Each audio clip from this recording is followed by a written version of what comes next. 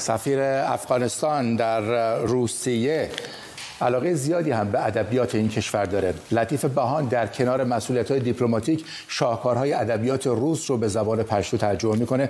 او تا حالا چند اثر رو ترجمه کرده، از جمله جنگ و صلح تولستوی. به زودی هم کار معروف برادران کارامازوف داستایوفسکی رو به پشتو منتشر میکنه.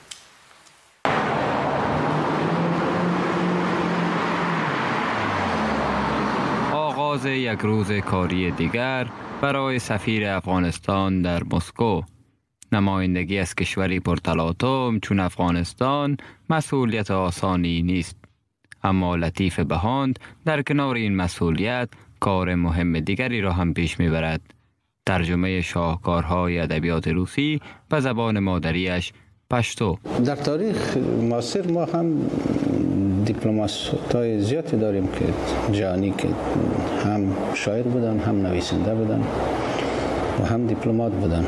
ببینین عبدالرحمن پژواک سیاستمدار و دیپلمات بزرگ ما که نمونه بزرگی از دیپلماسی جهان است که حتی یک سال رئیس شورای عمومی ملل متحد بود، یا محمود طرزی بنیادگذار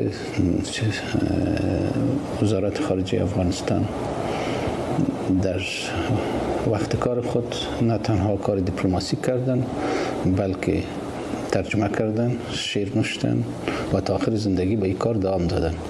در جامعه جهانی می‌بینیم که نزار قبانی شاعر بزرگ سوریایی سفیر سوریه در چند کشور بودن. همچنان شاعر بزرگ چیلی پابلو نرودا که یکی از بزرگترین شاعرای جهان است. در دانشگاه نقد ادبی خوانده و نزدیک به 3 دهه فعالیت ادبی در کارنامه دارد. کاری که به گفته خودش ماندگارتر از مأموریت زودگذر دولتی است. از آوان جوانی که گفتم در رادیو تلویزیون بودم، بعداً در پانزه ادبیات پانتون کابل.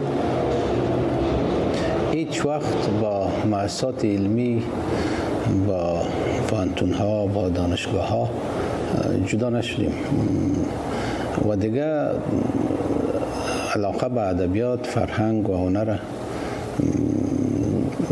احساس میکنم که جزو از وجودم است. کار بهان از نقد ادبیات جهان در برنامه‌های رادیو افغانستان آغاز شد و تا ترجمه جنگ و صلح اثر لو تولستوی، یکی از بزرگترین شاهکارهای ادبیات جهان، ادامه یافت.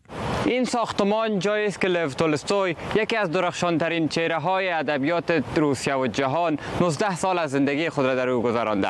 این نویسنده در سال 1869 شاهکار بزرگی به نام جنگ و صلح را به ادبیات جهان تقدیم کرد.